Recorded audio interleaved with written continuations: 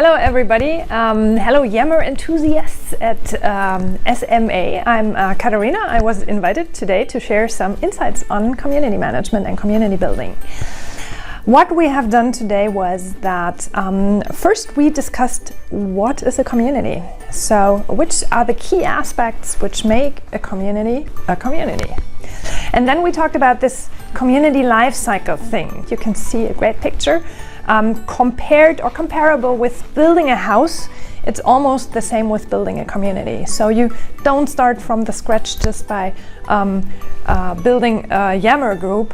You hopefully do a clear concept based on the idea you have. Then you build the community, you do a ramp up phase, you invite people before you really come to a productive working mode.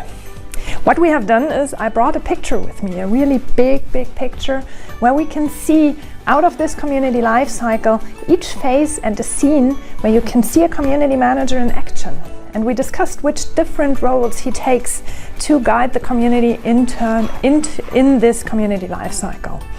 So in the end, we had a big wall with lots of roles, and we discussed how many roles can one person really fulfill.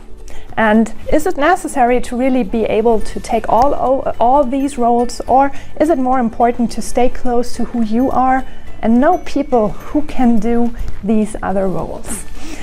So I guess we all come to the conclusion that maybe the most important role is to be a great networker, to invite people who can support you in your community, who can take over roles which you maybe don't like that much, and who can really help you to bring this community to life and to make it a great place to be.